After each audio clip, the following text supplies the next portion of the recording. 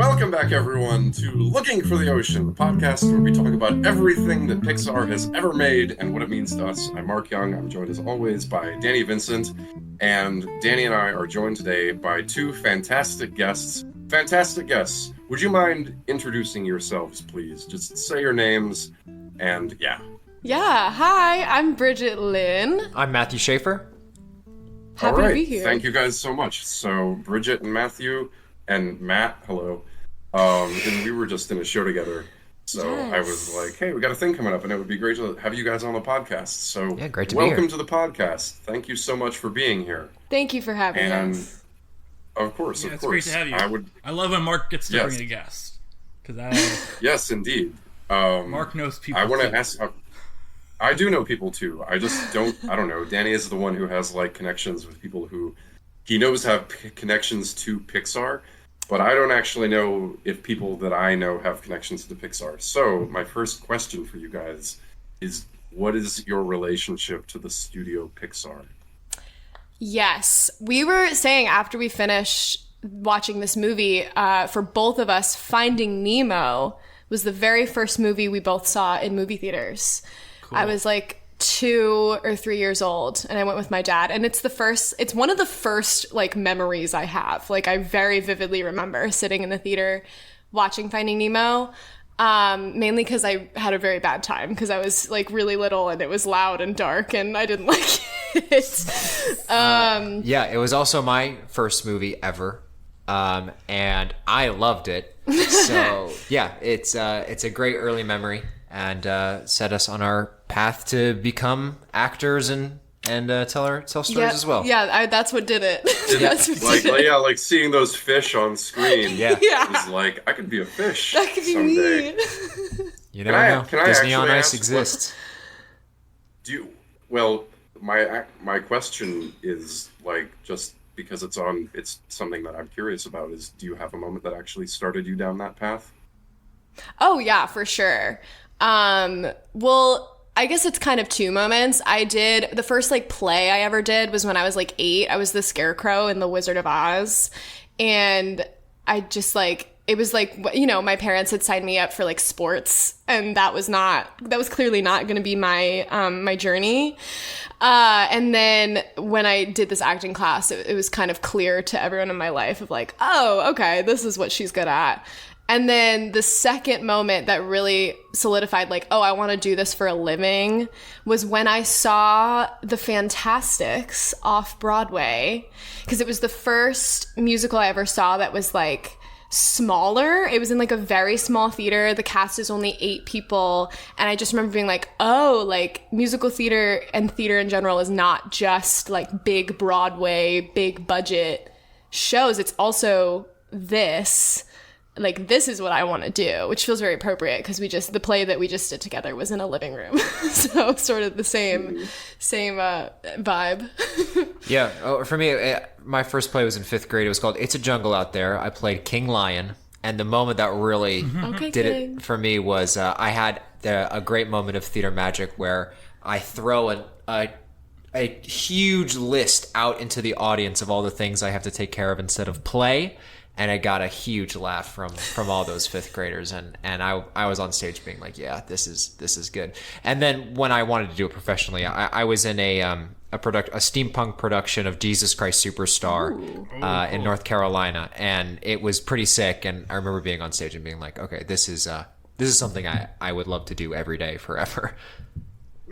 Which person were you in Jesus Christ Superstar? So I was an apostle priest track for that one. Nice. Cool. So neither one of you, this doesn't preclude that you grew up with Disney things, but you didn't get into this actually because of Disney on Ice or anything like that, did you? Were you familiar with those shows? I've never seen a Disney on Ice show. Have you? I like how you went for Disney on Ice and not Mary Poppins the musical. Yeah, not a broad. Which Mary Poppins was the first Broadway show I ever saw. So. There you go. Yeah. Disney. I saw that in Broadway in Chicago, but not Broadway. Right, yeah. Mary Poppins isn't, I don't know, it's obviously part of the Disney brand, but it's just just enough outside of it that I don't know if it like clicks in for me, because I think that Mary Literally Poppins is the subject of the only movie Disney's made about Walt Disney himself. But okay, I guess it's not Disney enough for you. Well, wow. Sure, it's made by Disney, but it's not like, I don't know, I just think of the cartoons and all that. And I think because it's connected to Julie Andrews, who is then connected to Sound of Music and is then connected to like just other things in my mind, it can have a life outside of Disney for me. But when I think of like Pinocchio or something, that's clearly Disney. But so, like, you guys mentioned that one of the first things you saw in theaters, I think, was it the first thing you saw in theaters, or was it the first Pixar thing you saw was Finding Nemo? It was the first movie I ever saw in a movie theater. Me too. Very first film ever. As a toddler. Nice. Yeah. Pixar. Okay. Woo. Toy Story 2 is mine. That's been established. Cool. Post Finding Nemo, did you like think about the people that made that movie? Were you connected with them at all, or did you even like have that awareness of the people who made movies at that point? I mean, I was so little. I was like scared of the sharks. Like I don't think I I understood what a movie was. I'm gonna be so honest. I really didn't. Because a fun fact about me is after watching this movie, I refused to go to a movie theater for like years. Like as a kid, I hated movie theaters because they just like they were so overwhelming. I didn't like that I didn't know what was going to happen in the movie. I was like, literally something scary could happen at any moment and I won't be prepared. So I there was definitely a separation there of like, yeah, no part of me was like, wow, Ellen DeGeneres was so good in this one. I was just like, no, thank you. I really didn't start thinking about films in that context probably until college, when we were kind of surrounded by, film. You didn't think about who made a movie until you were in college? Like, not really. I mean, I certainly like enjoyed movies and well, that's not true. I'm more with TV shows, but yeah, I'm certainly much more in tune with that kind of thing now than when I was, especially when I was growing up with watching Pixar movies as part of its target audience. Yeah. So were you guys like big cartoon watchers? I am still a big cartoon watcher. I never left my like animation era. I've always loved animation. Now as an adult, I definitely still watch animation like made for kids, but I also watch like a lot of like adult animated shows as well. I don't know. I'm very drawn towards animated movies and TV shows. Yeah, for sure. I'm a big fan of all of like the Nickelodeon's pantheon of heroes. Danny Phantom, Timmy Turner, Jimmy Neutron, El Tigre, Avatar. Danny Phantom, all those cartoons are crazy. As a Danny, that's a show that really meant a lot to me. I was really hoping that I turned 14, everything would change, but here I am. Yeah. Your parents would build a very strange machine. Yeah. Exactly. So Bridget, you say you're like still a cartoon watcher, and do you guys like have Disney Plus? Are you up to date on like the short, well, not the short films, the films that they released, which were Pixar movies, but they released certain Pixar movies just to Disney Plus, and these were like Turning Red and during Soul. COVID, yeah. Did you catch Yes, those? Yeah. I would say the only I've seen Soul, which I loved. I've seen Turning Red, which I loved. Haven't seen Elemental. No. Which was the latest one, but yes, I've seen those two. Yeah, I really enjoyed Soul. And Luca, really did see Luca. Oh yeah, I've seen Luca too. Luca's so cute. I loved that one. Okay, so you guys are really up to date. Oh And yeah. there's not like a point that you felt like, because sometimes people grow out of these movies. Sure. You don't feel like there was ever a time when you felt that way? Definitely not. I will also say my younger brother, who is like, how much younger than me is he? He's 6 years younger than me. He is a big Pixar nerd. Like, especially when he was younger, like Pixar was like his thing. Like he had like Mark, book posters. him for the show. I know, honestly, like I'm so excited to send this to him because he's going to be so excited.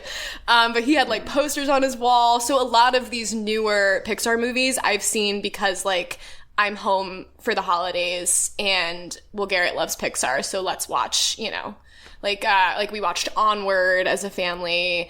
I don't I don't know if we watched Finding Dory as a family. I'm not sure. But a lot of these newer Pixar movies we like put on because he's really excited about them. Yeah, I mean, for me, I certainly don't, maybe buy the toys and merch, which they might want me to. But when a Pixar film comes out, it was always like a very big event. And especially because like I had this relationship with my family, like growing up as a kid, we would all go see the new Pixar movie. Mm-hmm. And it just kind of becomes like a thing, like, oh, this looks cool, like, let's go check it out. I think pretty much since Disney Plus came out, that's kind of stopped.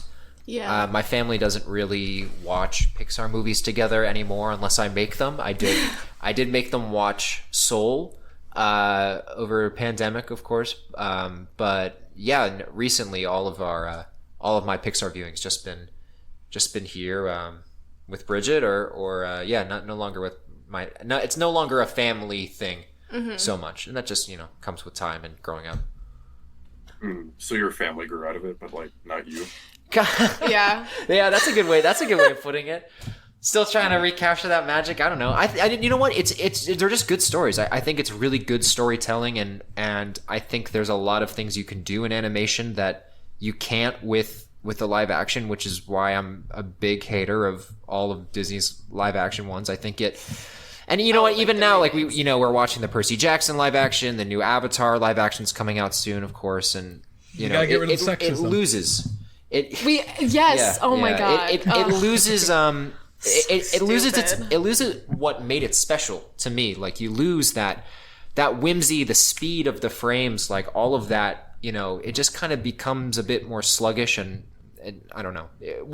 I don't know what you can gain from them that you didn't already get from the animation. Definitely agree. Well, I'm a big hater of those live action remakes as well. So they're never good. Everyone's a hater of so many things publicly on here, and I'm always like, I don't know which of these people I'm gonna like meet. Mark's day. Like, I would like to book a role in Maleficent 3. Do not tie me to these people. Wow. Well, it's kind of funny because my role on here is like to be the hater.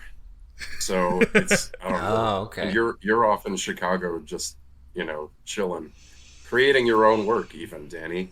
So this may not be something you have to contend with because you'll just be like, I'm just gonna go create my own money making venture, and I'll never have to ask Jon Favreau for a job. You never know. Anyway, let's get right down to it. Finding Dory, everyone. That's Finding. Danny, do you want to talk about this? Yes. Danny, did they find her? I hope so. Sorry, that was what? Matt, did you not watch the film? We watched it. Yeah, of course I watched it. Mm-hmm. Okay. Danny. There are some important facts about this film. It is a groundbreaker. It, I believe, grosses, the highest opening weekend for an animated film, which is later broken by Incredibles 2. Highest grossing animated film in North America, which is later broken by Incredibles 2. But really, this is a movie I remember when it's first announced. General reaction is, Finding Nemo sequel, we don't need one. And then, obviously, even if you don't need it, everyone loves Finding Nemo. It's probably one of the most beloved films of the modern era. So sure. When they come out with the sequel, and it gets pretty good reviews, it does really well. It's a film that, I did notice on Wikipedia, it makes very clear that Andrew Stanton denies this was made because he made the biggest box office bomb of all time. But let's be real, it probably had a bit of a reason as to why this got moved up on his priorities. Was he made John Carter, lost Disney a ton of money, was like, please make us money. All right, I'll make Finding Nemo too. But yeah, the movie makes $486.3 million in the U.S. with a total of Actually, I thought it made more. That's crazy. I thought it hit 500. But 100.029 billion worldwide. It is the third highest grossing film of 2016. Rogue One, I remember, wins the year in the US. But yeah, and then I think it actually, if I remember correctly, it isn't nominated for Best Animated Feature at the Oscars. This is the year that Disney has Moana and Zootopia, so they were focusing on those two for the awards, which makes sense, I think. But yes, that is Finding Dory. I think And also, to be clear, also, this is a movie that I remember it was announced on Ellen's show, and I remember when it was announced on Ellen's show, Ellen just pulled like a bunch of clips of all the jokes she'd made over the years. Like, when are we going to make Finding Nemo 2? When are we going to make Finding Nemo 2? And then they announced it as Finding Dory. But, yes. Also, this was once in development at Circle 7 Animation as a bad direct-to-video sequel. We did not get that version, obviously. Certainly Which not. was a division in Disney Studios when they had a relationship with Pixar, but Pixar wasn't part of Disney, and they were in charge of making direct-to-video sequels of Pixar films without the input of Pixar's creators. Oh, That's I'll just read the synopsis really quickly because I really don't think this is something worth giving time to, but I think it's worth mentioning. Their version of the movie was going to be about Nemo's long-lost twin brother, Remy. Remy? Gets kidnapped. Whoa. The Ratatouille? Nemo, Remy, and real? Dory Not have the to Ratatouille. save him. Yes. Wow. That's kind of weird yes. because they definitely only showed one egg living pretty how? clearly. They made no... I thought it was pretty... I mean, I was I think it's 3 and always nice I to look could at the gather stuff. that. I think it's always nice to look at the stuff to realize the bullet we dodged. Yeah, that, Yeah. From this I think that video not still being be allowed like to be made. And it, what Finding did Nemo you TV say? show is Sorry, them did you say finding what it every was? brother. Did you say what it was called? Just Finding Nemo 2, or was it Finding Remy? Or... It was just... It was... No. Well, it was just Finding Nemo 2, but it sounds like the plot was Finding Marlin, so... Oh. But I think... Like an inner honestly, conflict. Yeah. I don't even know. I'm glad we didn't get it. But, okay, Finding Dory. Finding Dory. This is when... Do you we remember, talk Danny? about... Yes. Yes. When the first time you saw it in theaters was, do you remember that experience? The first time I saw it in theaters was... Whatever. I saw it... Again, I think I mentioned this actually in our episode on Piper. I believe I saw it with my mom. My dad was out of town. Or maybe I didn't. I don't know who I saw it with. It doesn't really matter to me. I could look it up. It's on my Letterboxd, but I really don't care. What's more interesting to me is the second time I saw it, which this is the first movie I believe I ever went on a field trip with children with. Because I work in childcare, for both the listeners and the guests who do not know that. Sure.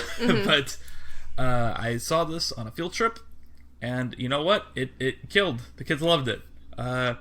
Everyone loves Dory. And then, yes, I saw it, I believe, a third time in theaters, where I wrote, the longest review I've ever written on Letterboxd for a movie I wrote for this film. And then I believe I've never watched it again since theaters. So, those are all the times I've seen this film.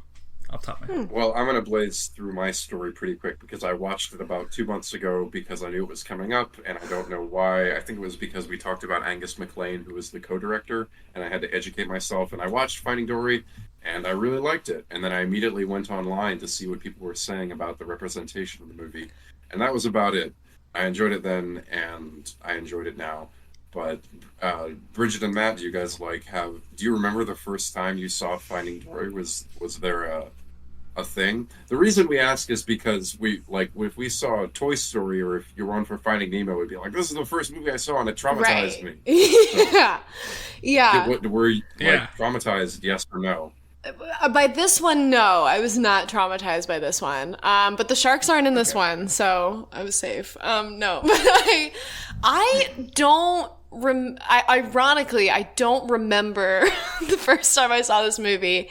I think I saw it in theaters with my friends in high school. I think me and some of my high school friends went and saw it together. And I remember really liking it when I saw it the first time.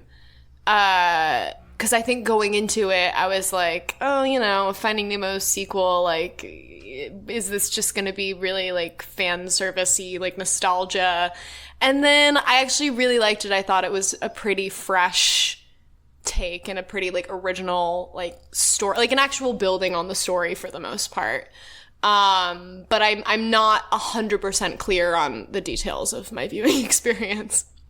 I saw it on a plane, which was not, it's never a great viewing experience to watch anything on a plane.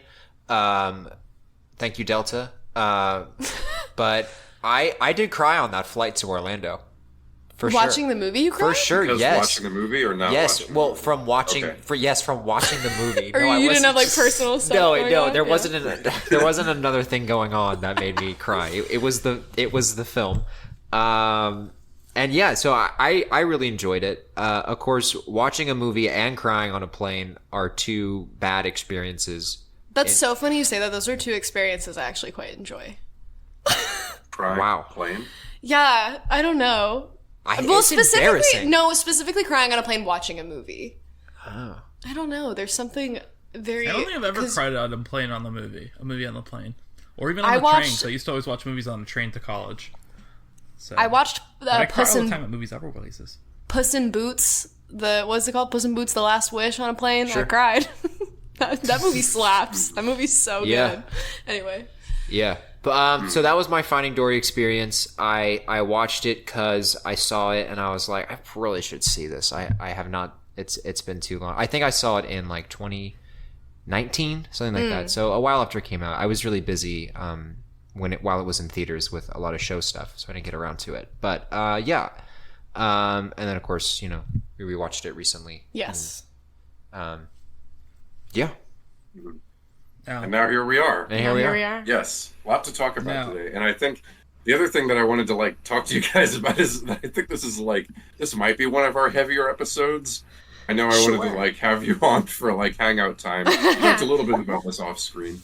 Oh, did you warn them about my take I sent you?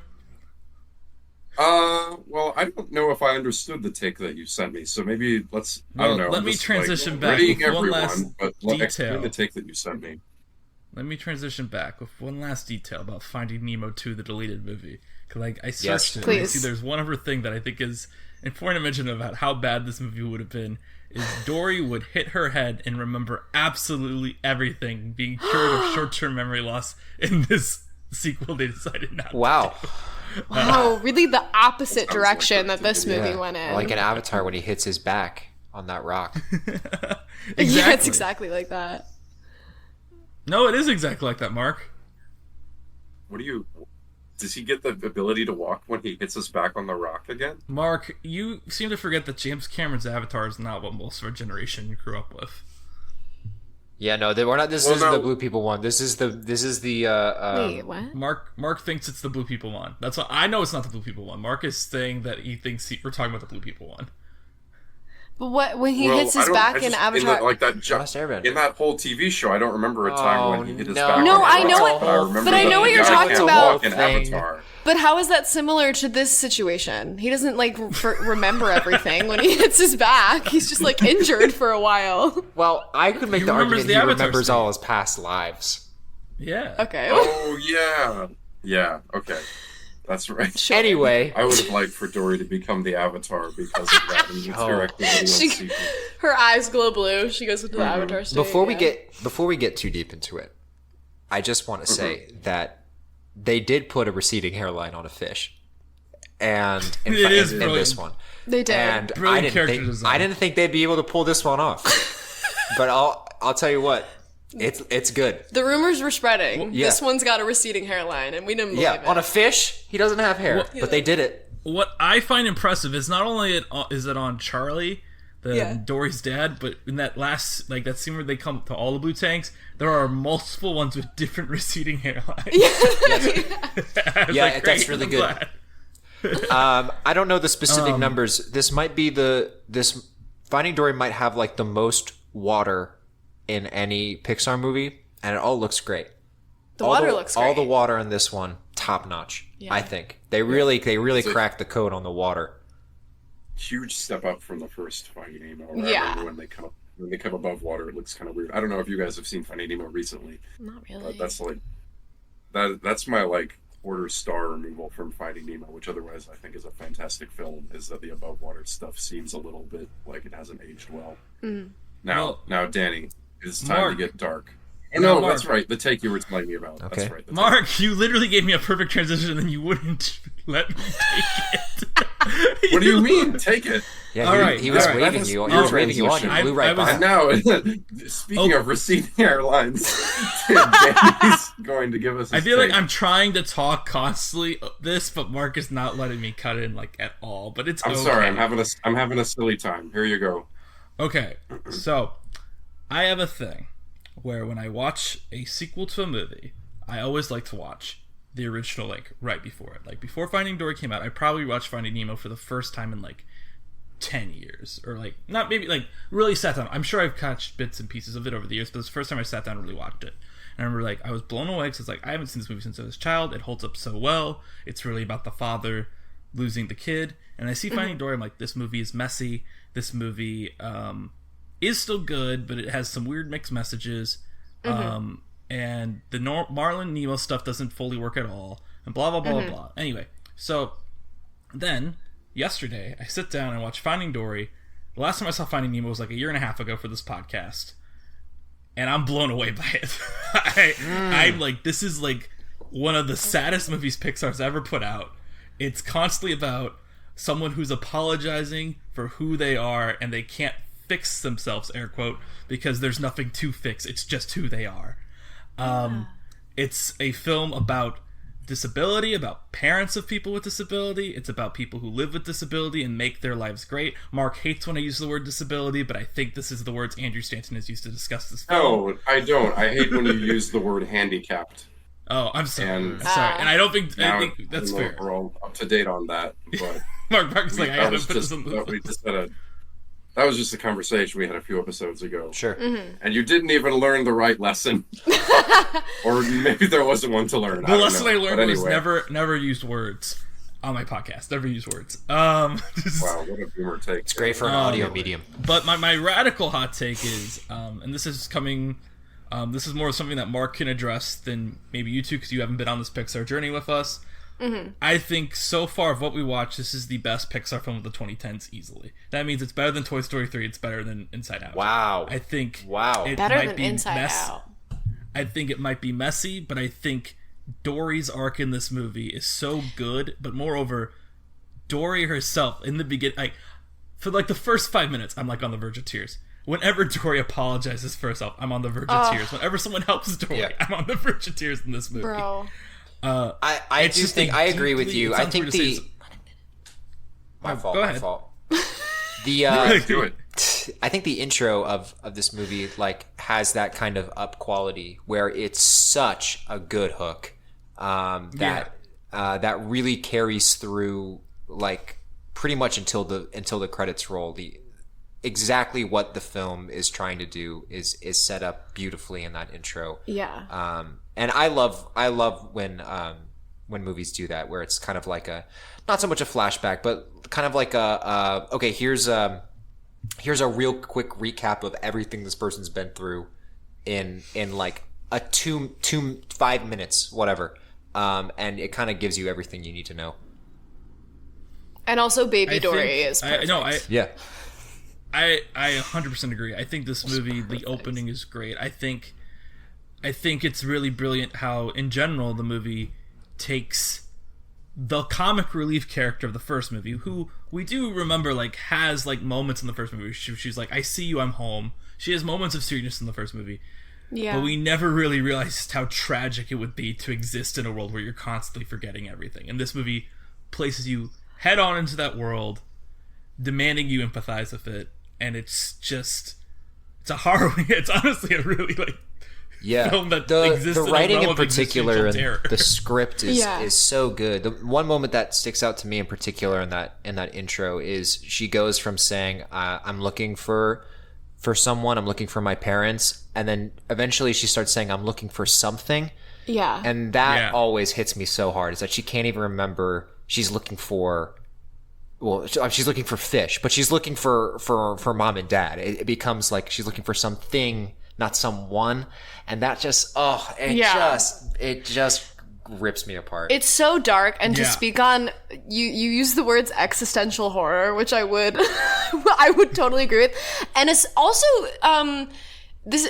I don't want to jump to the end of the movie too quickly, but when you find out that her parents have spent the whole time looking I'll legit for her. cry talking about it probably. Like, I think no, I can't. That entire scene, I'm just crying the entire time, and it's something where, unlike other Pixar movies, where I've really like examined them, like growing up, it's really settled in, or even something like Coco, where Coco I've watched so much, I know when I'm gonna cry.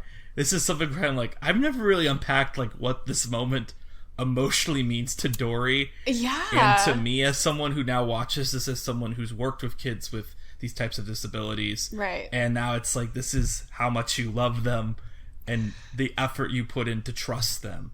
And yeah. Oh, it's also just the visual of all the shells. It's just that's the shot of the movie. Yeah. So beautiful.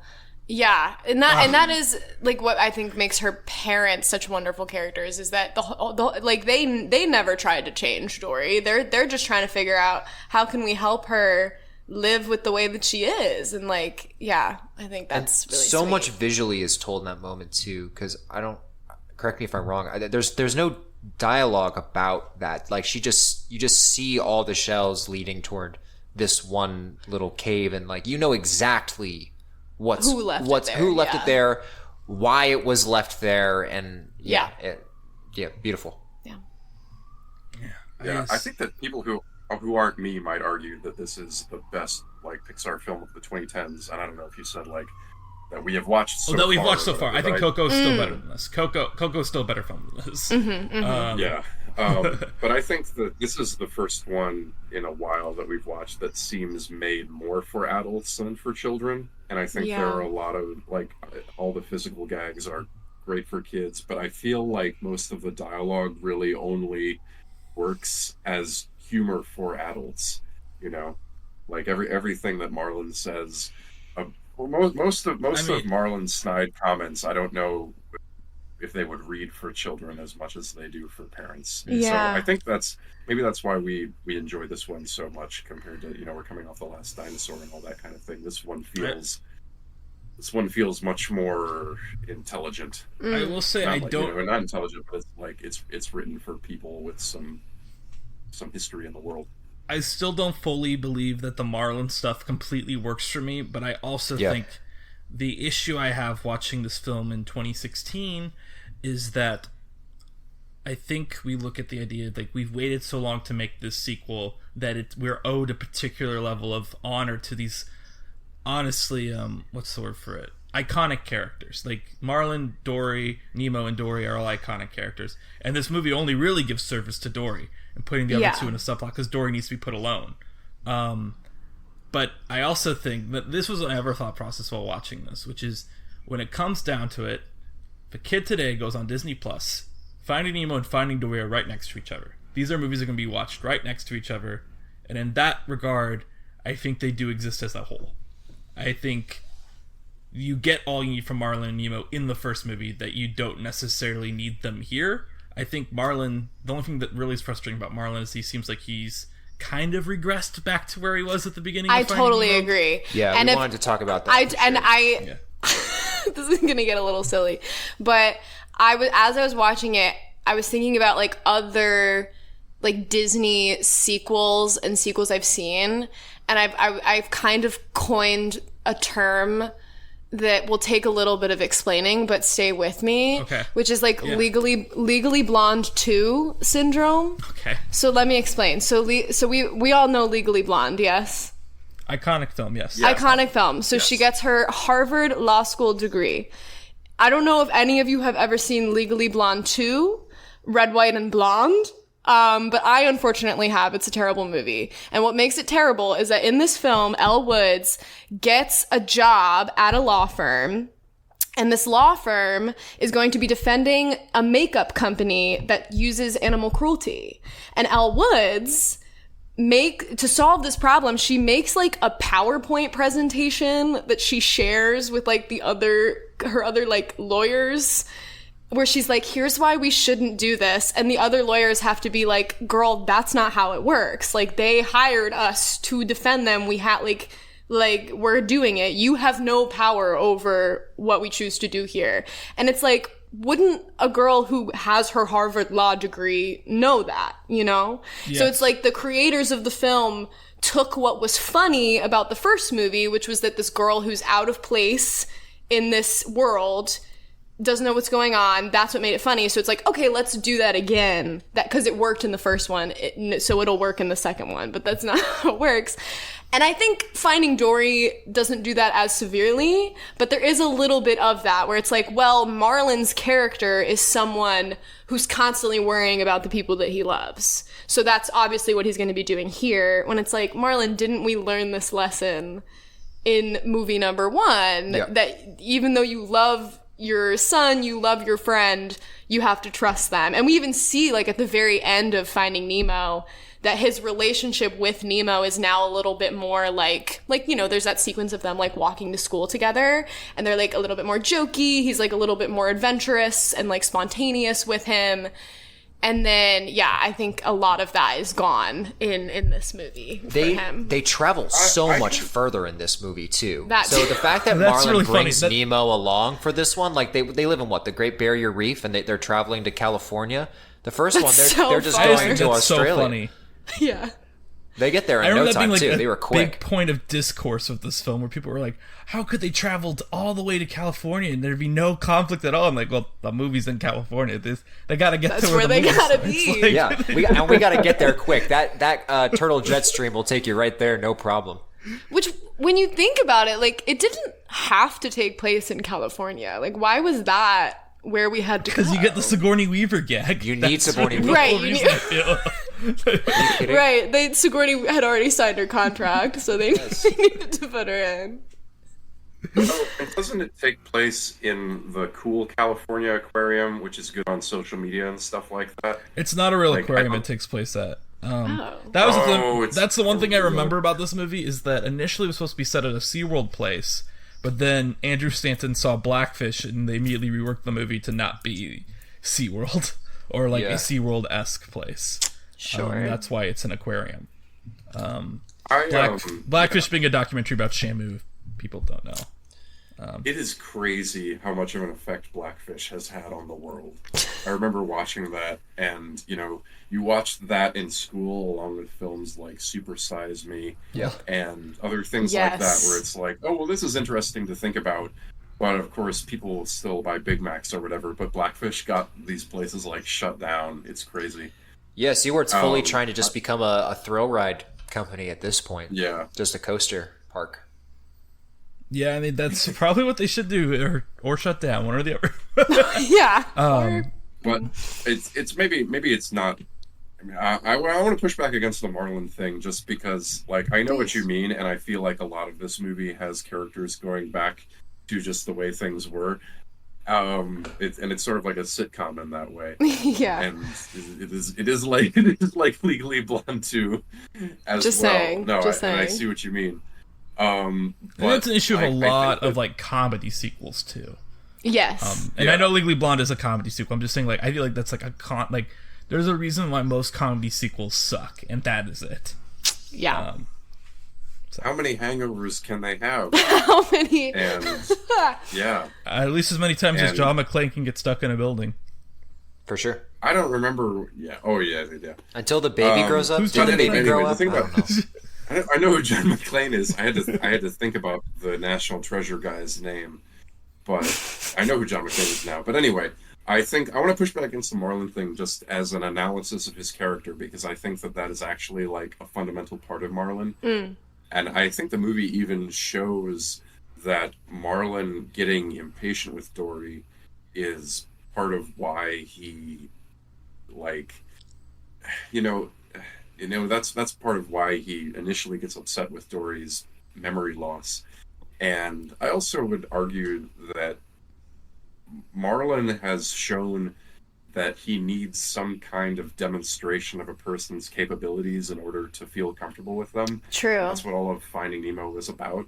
And now this is him learning that Dory can take care of herself. But Marlon has always been this overprotective character. Even at the end of Finding Nemo, he's saying, like, oh, be careful out there, Sure. Nemo, but have fun. And that's the part that's added. But at the end of Finding Nemo, even at the beginning, when he's with his wife, he's always like, oh, let's be careful out there, wife. I just think that's a part of him. And, Yeah. And I know, I get what you mean. It's kind of like Marlon doesn't really get to develop in a new way. It is that he has to learn to trust Dory on her own. But I would say that his cautiousness is just a part of who he is. Sure. Yeah. May I partake in a session called Danny wrote a 17 paragraph long review in 2016 where he posited how to fix the movie that he no longer fully agrees with, but I think since I put so much effort into this 5 years ago, it's worth our time. Yeah, Yes, fight your past self. Let's do it. 17 Put 'em on paragraphs blast. are worth our Yeah, time. but- But We're not doing all 17 paragraphs. We're just doing... Yeah, I was about to make some tea and sit back here. Well, I'm not going to do all 17. I wrote that there were 2 problems with the movie. One of them we haven't brought up yet. I'm sure will come up naturally because I think it's became a talking point in this film that I think we'll get to. But this is particularly about Marlin and Nemo's subplot. And my argument was at the time, which I don't fully agree with now because I think this movie being focused on Dory is the right decision. Now, having rewatched this film separate from Finding Nemo being close to me. But I think there's a clear problem here that Marlin's and Nemo's story is all about what would Dory do? What would Dory do? And it doesn't acknowledge, for example, what Becky would do, who helps them. The bird who seems like she has some condition as well. I also posit that even though this is a film... Well, no, this is a film about disability. It's not just a film about mental disability, because the Destiny is nearsighted. Yeah. And Hank is missing a limb, all that. Nemo has a disability. Yeah. And the film never draws that line between the two of them, really. I feel like a film that would have worked better to have Marlin and Nemo have a role in it that worked would have made it something not about Marlin not trusting Nemo, but Marlin trying to have Nemo not push his physical limitations more. Because that is something that, even though, yes, the end of Finding Nemo is like, I trust my son now, he can do stuff. That's very different than taking him on a journey across the ocean to do something. Being safe at home is different than being safe on an adventure. And I think the answer would have been something where Nemo has to prove himself, and in doing so, Marlin realizes that Dory can prove herself, or something like that. However, I say all this saying now that I am totally happy that this movie focuses on Dory, because I think spending more time on Marlin and Nemo, I think the movie spares the bare minimum on Marlin and Nemo, because Dory's headspace is a much more emotionally important place to be. Yeah. But this was thoughts from 5 years ago that I was like, I think these were well thought out then, and I still think they're well thought out now if I wanted a Finding Nemo sequel that was about all 3 of them, rather than one that was just about Dory. Sure, yeah. Mm-hmm. Yeah. But, yeah, I'm sorry that my function in this podcast might be just like the literal reviews of other papers on JSTOR where it's like, you're mostly right, but I have this small criticism. I do think they draw a line between Nemo and Dory because of that scene when they're in the tank and it shows Nemo swimming away from Marlin. He's like, oh, Dad, you suck, or whatever. And then he swims away, and then they shoot him from overhead so that you can see not just him swimming away from Marlin, but you can see his little fin flapping, and Marlin looking at Nemo with the little fin, which I think is vital to that discussion that they're about to have, which is when they have the "what would Dory do" discussion. He sees that, and that's what makes him think about the good things about Dory being Dory. I think that's, there's something to be said in all of this, of course, about like, finding using disability as a way to find the good things about a person, which I think is thorny. I don't know, the film plays with this and doesn't play with it. I just wanted to acknowledge that in my little analysis of that moment. But I'm sorry that twice now I've been like, agreed. However, here's a small footnote. No, it's okay. They're making big swings. I mean, that's definitely okay to do right now, considering this entire point I was making was like, but I don't even agree with this anymore. So. Yeah, and I mean, it doesn't, like, there's something, it's kind of, this film is kind of funny, because if you were to recommend this film to someone, I think now I would say, no, this film is like overwhelmingly about living with a disability. That's something interesting about it. It's also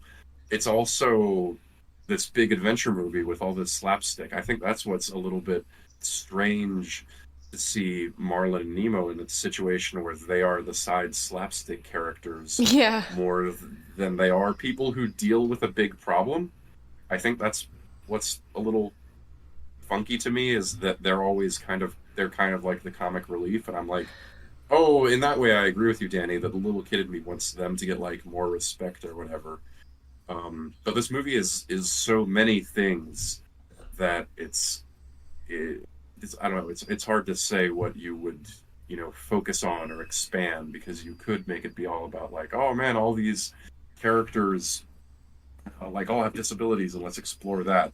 But really, you can only make it so that during the big climactic chase scene, everyone gets to use their powers and whatnot. That just reminded me. I kind of like petered out there at the end. Well, that just reminded me what I really wanted. What my final point of my opening point is that after this film makes you sit through about 70 minutes of, yes, sometimes funny stuff, but also just grueling emotional trauma constantly. It gives you probably the funniest comedic set piece these movies have had in quite some time. I think the ending of this movie is really smart, where it's like, all right, now we get to be funny for 10 minutes. Yes, 100%. The part where the truck is like tipping over and they're all falling out, and what's that song called? The song that's playing, "What a Wonderful World" is playing. Yeah. Oh my god, that gets me out. That's so funny. That whole sequence, I think, was perfectly nonsense and in the best way. This is how Dory saves the day by flipping a truck. I just like the moment. I think it's the beluga who goes, "Uh-oh, it's the fuzz." It's just the beluga. Bailey and Destiny are some of my favorite characters in this movie. They're so cute. Yeah, I love the side characters. I think Hank is fantastic too. What'd you say, Mark? The relationship seems so real. Right, yeah. Yeah. Like these two people who are friends, but they kind of don't like each other. Yeah, they have a coworker vibe to them. They do. That I quite like. Yeah. Or just like an annoying neighbor. Mm-hmm. That's I just like the idea that Andrew Stanton with the Pixar Brain Trust was sitting there like, how do I end Finding Dory in a way that isn't just she hugs her parents? I got it. Dory fights the cops. Dory fights the cops. The octopus drives a truck. The roundabout joke, brilliant. Scaring off the driver. Great. Everything about this sequence is just so gloriously both funny and taken to the most extreme possible way. And people were mad about octopuses driving a truck when this came out. I was like, who cares? Who cares? The fish talk. Who cares? Yeah, honestly. I mean, this movie doesn't work too hard to make you think that they're doing this where humans can't see them, An octopus spent the entire movie walking around and disguising itself as a baby at points. His camouflage was crazy. I also I was like, why? Like, it is too easy for the fish to get out of their tanks in this movie. Like, surely this is a huge problem at this aquarium, that the fish can just, swim through the pipes to whatever exhibit they want. Yeah. Well, they established in Finding Nemo 1 that all pipes lead to the ocean. All pipes lead to the ocean. They definitely don't. But I'm glad that that's carried over to this one, that all pipes not only are interconnected to every exhibit, but also to the open ocean as well. Yeah. Mm-hmm. And I love the character of Hank too. I think that it's so great. That's what I mean is, I guess he appeals to children, but you don't really appreciate how annoyed Hank is with everything unless you're an adult. I think that's a perspective we don't get very often, especially I don't know. Maybe this was the dynamic in Nemo too, where Marlin is the one who's annoyed with everything that's going on, and that perspective feels grounding in this world of crazy people. I just really liked that in this movie because it's so schmaltzy and it could be so over the top. I appreciated that even more than I did in Finding Nemo. And Can I also just say that what I appreciate very specifically about Hank, outside of how good he is written, I think we should take a moment and recognize that in the biggest sequel, one of the biggest sequels of all time, the person they went to hire to be their major new character was Ed O'Neill. Yes. I think that's really cool. Because he's great. He's a great television, but he's not like people are gonna go like, oh shit, Ed O'Neill's the new big character in Finding Nemo 2.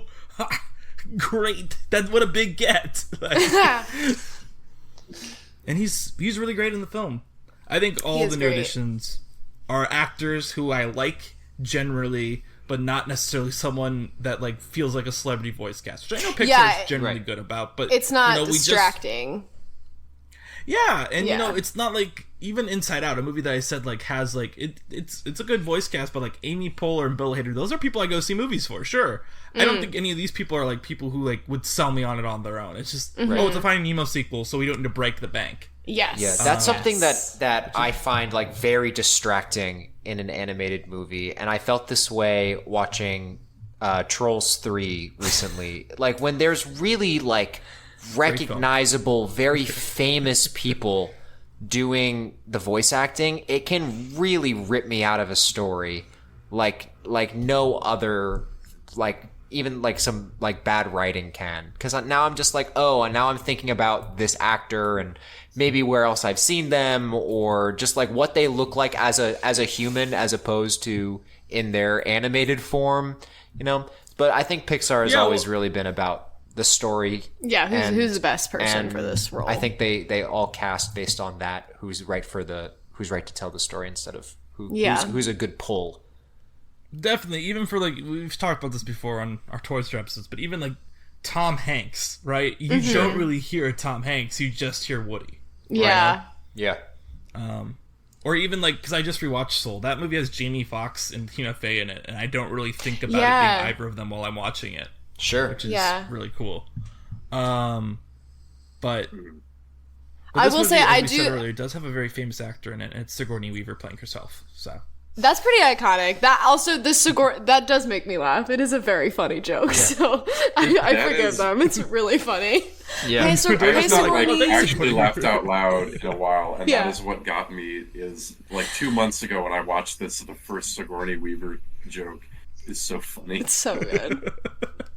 It's like it's the perfect celebrity name. I don't know. It's just like kind of for a kids movie, like just niche enough that as an adult you're like, Sigourney Weaver. Like, what are you doing here? Also, like as a Pixar nerd, I gotta say I appreciate it because I'm about to say something that's really nerdy. Is that in WALL-E, Sigourney Weaver voices the computer for the ship. So in this, she's also like the voice of like the building. This one she plays herself. Oh, I love Interesting. that. It's like, okay, I'll take it. Very cool. I guess that ties into the Pixar interconnected universe theory a little bit. We don't talk about that here. Oh, okay. My bad. You know, I guess we really don't, but like we could bring it up in the Elemental episode because I think it breaks that theory. I can imagine they're trying to move away from that. I guess we do have this like silent veto whenever talking about that. Oh no, I'm sorry. I've shattered the illusion. podcast. No, it's fine. You didn't know. No, it's fine. It's fine. You're just like people just don't usually bring it up, and I'm someone who just doesn't like fan theories like at all. I'm always just like, okay, whenever they come up, I'm sorry. No, I feel that. It's a bad thing. I should be more open to them. But I don't know if you should be more open to them, but like whatever. Danny, I wanted to ask if you were coming in here with some like sad vibes as well, weren't you? What do you mean? In what regard? Oh, never mind then. Well, no, I think I don't know. I don't think I'm sad about this movie. I think this is just a movie that like it is a sad movie. It's a sad movie. I get what you meant when you were kind of messaging me earlier. Is that I think that it is. It's one of the few times when you feel like you relate to the peril so much because like we all know people with different disabilities and stuff like that, and it's also just like it doesn't need to be a fish, you know. So I think it seems like a more real human problem, and it's something that people are like dealing with every day when you like are a person with a disability or you have someone in your family, your friends. I think has that. It's like, what will be the fish's solution to this? You know, who knows? I think this is a film where I relate to it more now that I've worked with kids with disabilities. But I also, and I think this was something that really hit me when I saw it initially, and now it hits me just the same, if not more, is that I am someone who, and I've talked about this on the podcast before, that when I was young, I had a learning disability. And when you have a learning disability, or any disability, one thing you do that this movie captures perfectly is like, I'm sorry my handwriting's bad. I'm sorry I can't tie my own shoes. I'm sorry I don't know how to ride a bike. Just the constant apologies for you being unable to do what everyone else does, even if it is in its own way out of your control, because our society has made it so that in media it does not matter. Even this film does it to a degree, but I think it does it with such sensitivity that it's okay, where it's like, well, if you put your mind to it, you can do everything. But like, Dory still can't remember. She can't do everything. She can still find her parents and do the things that really matter, but when it comes down to it, like, Bailey actually does solve his problem. But Destiny's never going to be able to see, right? Nemo's never going to have a good fin. These are just facts of life, and I think, if not the facts of life, what really this movie gets to me is the constant apologizing for being yourself. That's something I really struggle with on my own, too. I feel like in my own life, I still am someone who will apologize for absolutely everything. And it's a bad trait to have, because it just makes yourself feel worse. Sure. And it's something where you never really noticed in the first movie, because Dory's a funny person, but then you get the beginning of this movie, you realize this is how Dory always was throughout Finding Nemo, was, sorry, Marlin, I'm forgetting, I'm so sorry. And yeah, I just feel like the whole movie exists in this realm, which we've kind of expressed, where Dory... It's like the scene in Forrest Gump, right? The scene from Forrest Gump that everyone talks about, where it's like you sit through the whole movie, and the movie asks you to laugh at Forrest for having a disability basically the entire time. But then at the end of the movie, Tom Hanks sees his son and goes, well, is he smart or is he dumb like me? And that's when you realize the entire movie Forrest Gump has known that he has this disability. And that just like makes me cry every time when that comes up. And this is basically that line, like, recontextualizing the movie. That's the entire movie. Because even though, yes, Dory is still funny and stuff, it's still all baked in this sorrow that she lost her family, and that she even feels shame that she feels shame that she lost them for so long. And that's why also, that last scene where she reunites with them, and first thing she does is, I'm so sorry I got lost. And her parents are just so supportive, and I'm getting like chills talking about it now, where it's like, you didn't get lost, you found us. And it's like, and the one thing that really got to me this watch too about that scene wasn't just that they stayed there forever, it's they stayed in the grossest part of the ocean. Yeah. Yes. Where she'd come looking for them. Oh. Like, they sacrificed however long because we don't know how long this really takes, how fish grow in Finding Nemo, but like, what seems to be the amount of time it takes for her to grow from a baby to probably around like a 30-year-old fish, right? And they just sit there the entire time waiting for her to come back in the worst part of the ocean, because they love her that much, and they know this is the only way they'll ever have a chance to see her again. See, I'm getting emotional now talking about it. It's just really such a powerful story, not only about, I say you resonate with Dory because of disability, but you also resonate with her parents with the amount of sacrifice they do to love her, because that is what parenting is. It's loving and sacrifice. And I always say Pixar movies are about parenting, really, but it's not. It's like the sacrifice is always like, well, eventually they move out. Eventually, it's not like the act of parenting itself requires sacrifice. The way that we see with Jenny and Charlie in this film. I also just think, of course, about the flashback scene where Dory gets caught in the undertow, and she just sees her mom crying about how Dory will never fit in, and that when that comes in her mind, she's like, this was because of me. It's just such a... This movie is so sad. It's so sad, but I agree. It's so gorgeous, and that scene where she's listening to, she's like can kind of half hear her parents arguing. Like, I feel like every kid has been through that, where you like catch like a couple like phrases of like your parents either arguing or like talking about something sad, and Yeah, and just like her tiny little self being like immediately thinking like, oh, I'm gonna go get a shell to make mommy feel better. It's just like, oh, Dory, it's too much. I would. And also, no, go ahead. I was gonna. If you have something more to say about that, I was gonna say the one part of this movie that makes me like kind of squint my eyes a little bit because it's such a beautiful representation of like living with a disability, and then you have Gerald. Yep. This is my other note I had in my thing. Okay. And I was like, I'm sure this will come up, so I don't have to bring it up now. We just like very briefly, like, what's going on with Gerald? What's going on with Gerald? He really is just comedic relief, and the characters who like bully him don't really face any consequences for it. No. They're never told like, hey, you shouldn't talk to him like that. So that's the one part where I'm like, how did the people making this movie not see like that maybe that was something they should think about, you know? Because everything else is like so gorgeously done. Even Becky gets a moment to prove to prove to Marlon that, and to the audience, she knows what's going on. Just because you judged her too soon does not mean she's not capable in her own way. And we got Gerald. Just on his rock. And I have a little question mark about that. Gerald is, the thing about Gerald is, first off, I agree 100%. I think he thematically is entirely at odds at what this film is doing. Mm-hmm. I also think, conversely, that I remember distinctly, he was always the biggest laughs when I saw this movie with my kids at work. Sure. I'm not surprised. Yeah. Which also gives you this weird feeling watching it as an adult with these kids laughing at it, where it's like they're laughing at what this movie is critiquing. Yes.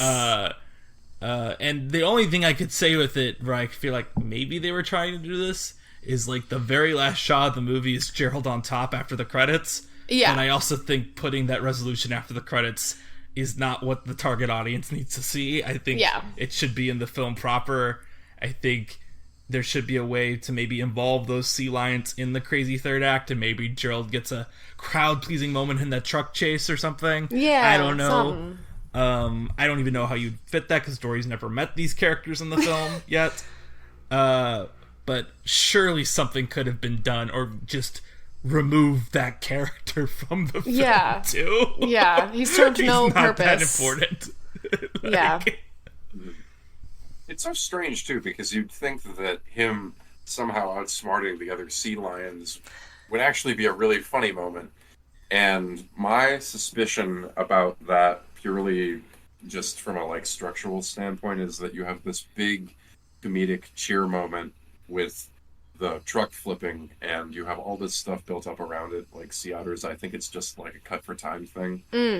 And yeah, but I mean, I do it's so strange, because there are even different ways to do that, and it seems so weird watching it. The sea lions are allowed to be so unrelentingly mean to him. Yeah, it's so mean. and very manipulative of him. Yeah. Yeah, I don't think there's any defense for Gerald. I really don't. Yeah. Anyway. Yeah.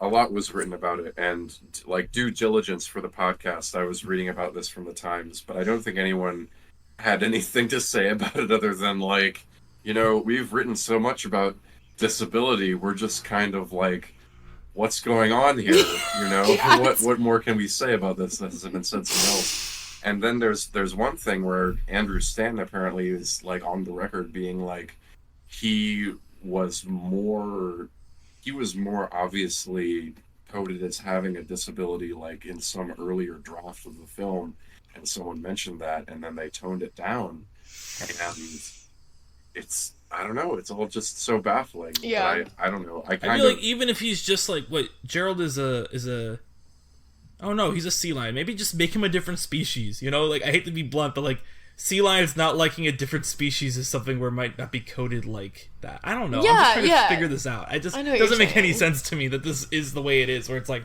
it's this guy with weird eyebrows. Yeah, his character design certainly does not help. No. Yes. With his poor unibrow. I think it would be. My brain was going into like speculating about behind the scenes things, and then I remembered I try not to do that. So, yeah, who knows? It's bizarre. Yeah, it really just is the big glaring flaw of this film more than anything else. Yeah. There's nothing else to say, really. You can't have your cake and eat it too, right? You can't have a movie about disability, and particularly mental disability, and then say like, oh, but we also want to have a funny character who's like really dumb. The dumb sea lion. Yeah, we want that too. No, you can't. You can't do that. You can't though. The thing is also, to me, is like the movie has a air quotes funny dumb character in Becky. Yeah. But Becky still gets like resolution that fits in with the themes of the film. And it's a real moment it's a real character moment for Marlon. It's much more well done. Yeah. Mm-hmm. Someone put this very well, that Becky has like achieves subjectivity versus objectivity, which is something I don't think Gerald achieves. No, yeah. I wonder if, Danny, if you had any thoughts about, this is a giant leap over to somewhere else, but, we all probably remember the score of Finding Nemo. I wonder, Danny, if you have such high praise for the score of this film, which was also done by Thomas Newman. I think the score is very good. I don't think it has as memorable themes, but I think it exists in this realm that's a little more dreamy, which is fine because who our protagonist is. I do have noted, both in my old review from 2016, but there's a moment in this movie that I remember making me cry every time I saw it then. It made me cry last time I watched this. Well, first off, I have listed here, there are 2 moments it reprises themes from the original film. One of them is when it basically just plays when Dory sees the boat at the beginning of the movie, it plays the same score that was in the first movie. Whatever, who cares? Like, we're back at the first movie, we're playing the same score from the first movie. That makes sense. The other time is at the end of the movie when Marlon says, look at what Dory's done. You've done this, and then you helped me find my son. And as soon as he says that, that's when like the iconic Nemo score plays. And that's like a perfect, I cry every time. Perfect deploying. It's kind of like how Ludwig Göransson waits for the Rocky theme at the end of Creed. That is what the deploying of the Nemo theme is there. I think otherwise the score exists in this realm where it's not really memorable, but that doesn't mean it's bad. I think it constantly keeps me in the moment, and I think it's okay that a movie like this doesn't have like a main theme that I can hum. Yeah. And I know I kind of threw that one to Danny because he talks. We often you come in with like this knowledge of the soundtrack that a lot of people don't have. So I don't know if everyone has like thoughts on the music, but that's something I know I like to ask Danny about. I wanted to add, what's your hand there, Danny? Oh, I was scratching my beard. It's a she. I'm sorry. He's hyper vigilant now. He doesn't want to mess it again. Yeah. Mm-hmm. But yeah, I mean, does anyone have any other like burning stuff they came in about Dory with?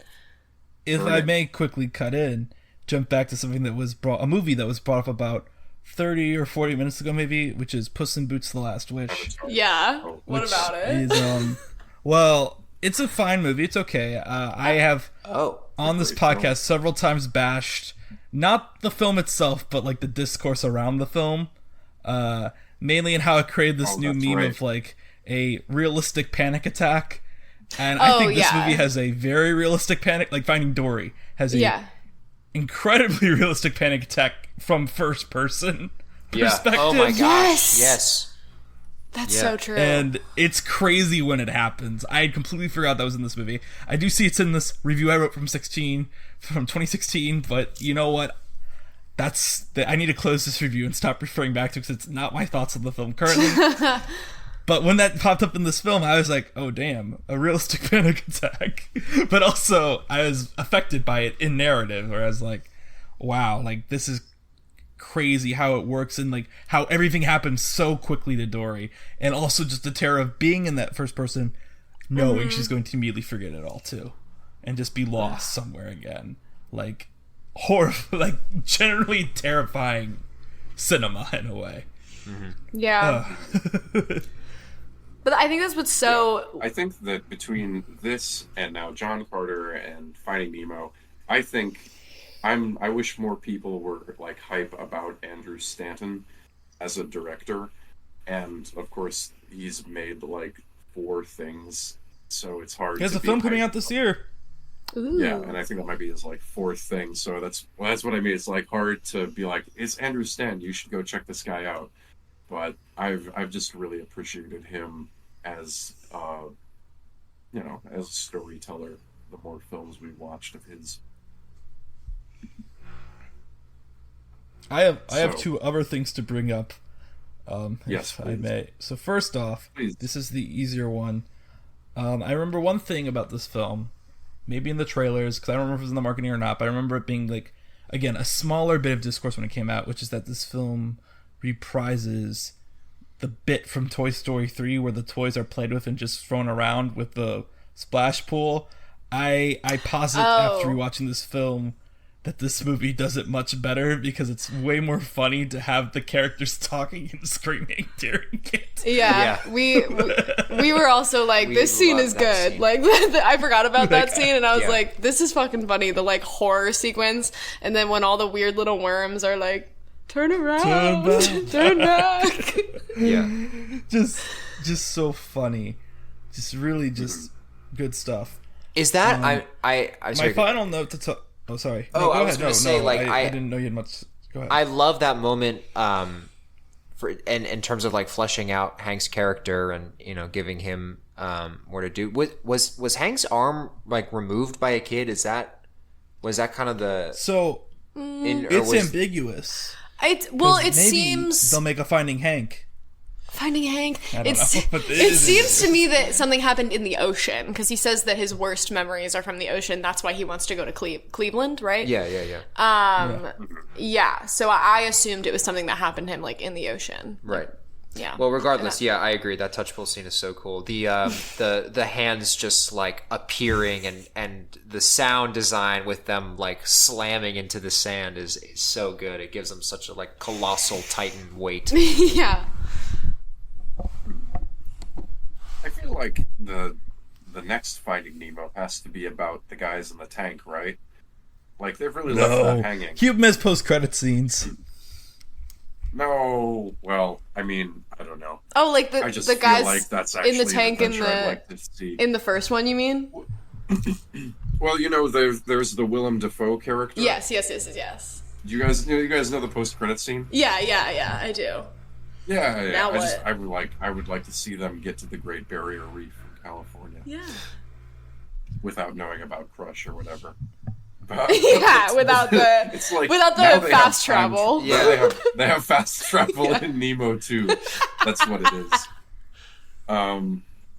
Well, all right. Wait, do we have any other?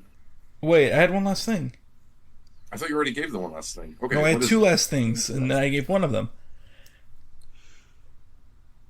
The people will back me up on this. Anyway, what is it? Well, no, this is interesting because this is what I saved for last, because this is like a big talk about story structure, which is Andrew Stanton has gone on the record for several times, even before this film came out. Like in that TED talk we talk about all the time, where he goes, "Look at how great my opening of John Carter is," and everyone's just like, "All right, get to the wall, you're Finding Nemo stuff." But he's gone on the record. He directed Wall-E.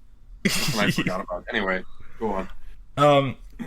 He gives this thing. He always talks about how Finding Nemo initially opened just with Nemo waking Marlin up, and the story of Coral and Marlin was told throughout flashbacks throughout the film, and it just didn't work at all because Marlin was just too big of a dick. And then eventually they moved that to the front of the movie, and they're like, "Oh yeah, flashback structure doesn't work. Now, let's never try that again." Oh wait, Finding Dory is entirely built on flashback structure, and I think this is one. Of course, it works particularly well because it's when Dory remembers them. That's when these flashbacks occur. But I also just think what we're shown in these flashbacks. And I think there's a cynical side of me is like, oh, well, baby Dory will sell a lot of toys, you know? That's always what I kind of think about when I see, like, baby Dory, baby Moana, baby whatever. Like, yes, she'll sell a lot of toys, but I also think those scenes are so pivotal and always so well deployed that it's really incredible in a way. I would love to hear Andrew Stanton go, and I'm sure he's actually done this, like, go in depth on how he cracked this, because apparently this was a big problem for him in Finding Nemo, was trying to figure out, how do I do flashback story structure? And he returns to it 10 years later, and I feel like completely executes it well. So. Yeah. That is interesting. But. Yeah. Well, the one last... You're on Looking for the Ocean. Well, yes. I had one last thing that I still find so funny, which is that this was one of the Pixar movies that was like, do you remember, like the first gay characters or whatever? Because we had the two women. Yes, they are in this film. At the aquarium. Every film gets its first gay character. It's so funny because I'm like, that could just be two besties at the aquarium. Anyway, I needed to mention that. The bar is on the floor. Did you... Yeah, they're just two besties. They're just two besties. Guys, did you know, before Mark does our ending spiel, the end credits of this, I don't know why, obviously it's not her voice, but my mind just heard like the instrumental, and I immediately was like, alright, well, Lana Del Rey does the cover, I immediately skip it. It wasn't Lana Del Rey, it was Sia, which I feel like connects in a way, if I want to be really annoying, to her movie that she made that hates her movie she made that like hates people with disabilities. Yeah. I don't know if you guys remember that Sia like directed a movie that like hates autistic people. Yes, with Maddie Ziegler. Sia learned nothing watching this movie. Yeah. She just got a check for the track, huh? Yeah. I don't think she watched it. I don't think she saw the movie. She got that movie has a 7% Rotten Tomatoes. Wow. Higher than I thought it would be. Well, everybody, we have a lot of fun here on Looking for the Ocean. One thing we like to do is we like to give the film things. We like to give it things like other shows will give films like thumbs up or star ratings or things like that. We like to actually give the film something. Wow. Like an object.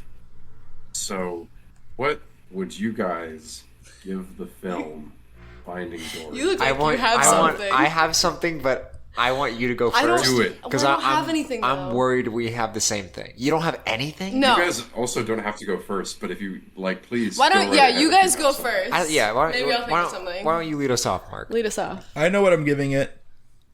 Okay, Danny.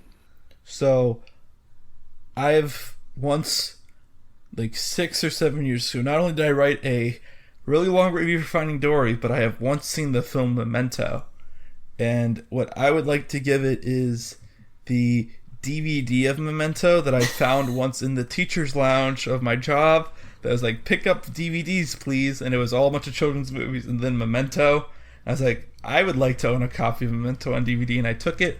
And it has a bonus feature where you can watch the movie in chronological order. So I will give this film that.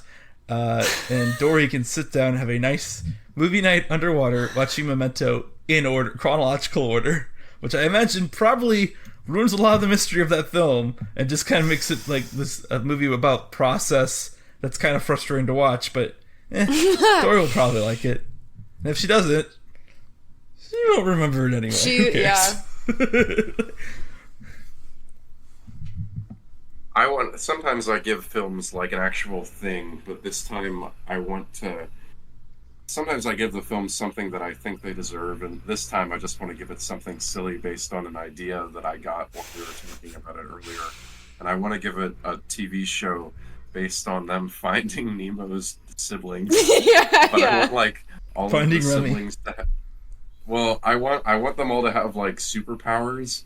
Ooh. So each week is like a different Nemo brother, but like, oh, this one's like a mad scientist, and this one has like X-ray vision or something, and it can be like Doctor Who, where they like learn about different eras of time and like different parts of the world through like different fish. Like, oh, he has like a brother who lives in France now, and let's go there. I don't know. I just feel like there's endless potential to make a wonderful TV show about Nemo's siblings. And that's what I would give it, a TV deal. Anyway, A TV you deal. guys, Matt and Bridget, what would you like to give this film? Those were fun. I want to know what you have. Okay, I feel like mine's stupid now. No, please say it. All right. I was going to give the movie Finding Dory a tackle box because it's got something for everyone and it's a great catch. And, I love that. but That's good. when I think about it a little deeper, tackle is also bright and colorful. And yeah, there's different, I think like in terms of disability, how we handle that is not one size fits all. A tackle box has lots of different types of bait, lots of different types of hooks, all sorts of tackle, depending on the fish you're trying to catch. And I think that's a great way to go about teaching kids with disability and also how we handle disability and for adults in day-to-day life. Anyway, over to you. I would like to give Finding Dory the time that was stolen from me when I watched Legally Blonde 2, Red, White, and Blonde. I wish I had spent that time watching this movie instead. Wow. That's it. Those are both good. That's good. Excellent.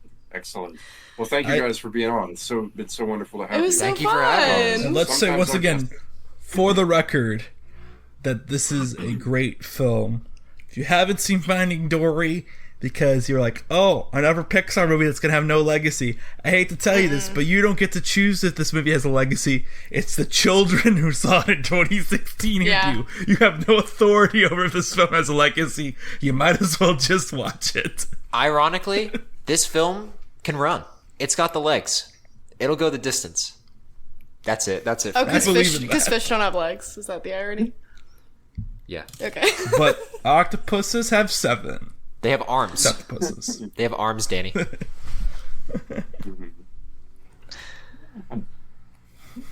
I just like that we can like mix up taglines from different Disney movies. Can I just say the tagline for this it's movie? Like Cars, he just can't wait to be king. Can I just tell you? So wait. Can we just the poster for? I know we're done, but the poster for this movie, the tagline was, "An unforgettable journey she probably won't remember." And I'm just seeing that. I'm like, that's mean. That's so mean. That's really mean to They Dory. read her. I do genuinely like what a strange. Every time I think about the past, I always think like, oh, how much we've learned since then. But always we're never like actually learning things. We're always just thinking about the past. And don't you think that like if we were to do this now, ideally everyone would be played by like a famous disabled actor, and it would have like disabled comedy writers and like I don't know, they can do what they want. I don't know. Danny's giving me a look that like. That's a hokey idea, and I don't know. I just think that's just the way you would do it, you know. I maybe, but I also just think that Dory, as much as like Ellen's been canceled in recent years, I think Dory and Ellen are kind of like intertwined. I don't think I can imagine Dory being the character she is without Ellen behind her voice. Well, I don't mean Ellen. I mean like all the new characters that they created to sell toys, you know. But you have all this opportunity. But then Caitlin Olsen from It's Always Sunny in Philadelphia wouldn't be a Pixar character. So why I know we have to get Caitlin Olsen for money, but I'm just saying. I don't know. When it comes down to it, I'd rather get Diane Keaton and Eugene Levy on board. Yeah, I wish they were in this movie. What do you mean? They're in this movie. Okay. I know. They have their money. All right. Did you know that Nemo is in this movie? Yeah. Nemo's voice from the first movie plays the guy who drives the truck. And I recognized his voice. I was like, wow, that sounds like Nemo's voice has changed. And I Googled it, and it was true. That's cute. I like that. I'm sorry. I'm just talking because I feel like this episode's too short and Mark needs to cut me off. I mean, no, episodes are how long they are. An episode is all about, like, the vibe, you know? And sometimes you wrap it up quick. I don't know. It's also, like, I feel like we all enjoyed watching this movie. It's kind of hard to, like... Yeah, hard to talk it's for a long time. It's funny because this is a movie I feel like liked. that people... I mentioned at work today, I was going to talk about this today and drop a hot take, and I was like, oh, what movie? I was like, Finding Dory, like, ooh, bad movie. And I was like, What? No. Have people seen Finding Dory? Like, is Finding Dory like Speed Racer? Where it's like people haven't actually seen it. To review, Finding Dory made $1.029 billion. Have people seen Finding Dory? I remember people liking it when it came out. At least in my circle. It has this thing where like every Pixar sequel, besides like Toy Story 2 and 3, has no legacy. But it's because we didn't grow up with them. That's really why. Our generation grew up with them. Yeah. The legacy of these movies will not be cemented for at least another 5 years. So. Yeah. 5 years? What do you mean? Because that'll be like 10 years and then we'll see what happens? Well, I don't know. Like, the 8-year-olds will be like in film school then. You know what I mean? The 8-year-olds who saw this will be. Yep. That's so funny because when I don't know, man. When I was in film school, I really wasn't taking things that I saw when I was like pre-high school into film school.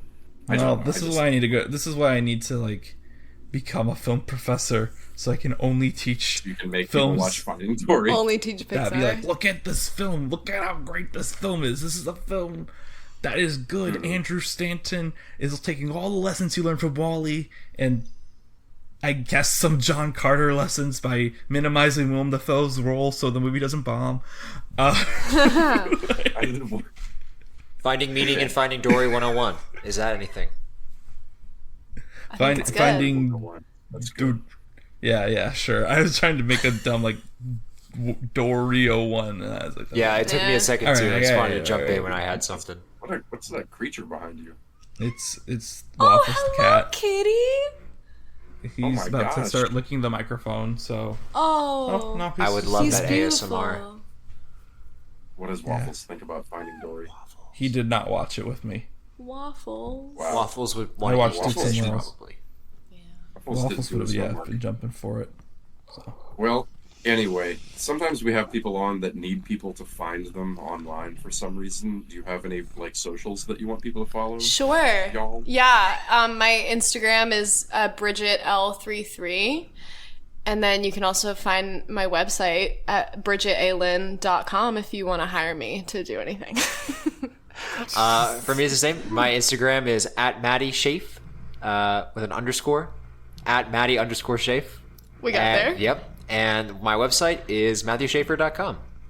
And we're both actors, and we're really good at what we do, and audition season is upon us, and it's a grind. So if you are a casting director, look us up. I apologize if you just heard purring straight into the microphone. I hope that it did make it in. I hope it did make it. Yeah, Julius, you can keep it in if you like the purring. If you like guest starring Waffles. All right, Waffles, I'm gonna wrap this up, okay? Oh my god! Wow, I love his meows. Yeah. Anyway, so what do we do next time, Danny? Great question. I think I know, so I pulled it up just to make sure. Yes, we're going on a detour. We have a guest for this detour. We are going to talk about Doug Sweetland's film Storks. Doug Sweetland directed Mark's favorite film of all time, Presto, the movie about the bunny that to key our guests into what I'm saying, Mark and I got into an hour-long argument about Presto, a short film that most people think is either 1, great, or B, perfectly fine. And Mark came on the call and was like, this is one of the worst things I've ever seen. And I'm like, wow. It's a 5-star short, man. I don't know what you're talking about. So, and Mark's argument was like, the cartoon logic makes no sense. But anyway, Storks is... It's just the way it is. Storks is Doug Sweetland's one attempt at a feature-length film, co-directed by Nicholas Stoller, done for, I believe, Warner Brothers Animation Group. So we will talk about that next week with a special guest. Wahoo! All right, thank you guys for coming on. Yes, thank you. You guys were great guests. Thank you. Thanks for having us. Looking for the Ocean. Yes, thank you. Looking for the Ocean is produced by Mark Young and Danny Vincent. The show is edited by Julius Jefferson. Our original artwork was by Sarah Knopf. You can follow us on social media at Facebook at Looking for the Ocean, Instagram at Looking for the Ocean Pod, Twitter at Pixar Journey. You can email us at lookingfortheoceanpixar@gmail.com. You can also find our website, lookingfortheoceanpixar.poppy.com. I say so much stuff at the end credits. What happened? You didn't breathe. we've expanded too far.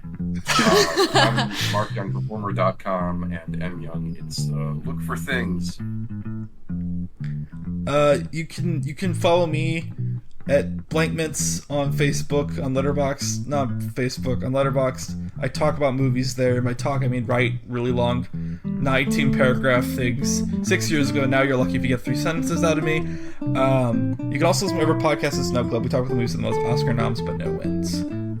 All right, thank you guys, Matt and Bridget, for coming on. Bye. Thank you! Yay! All right.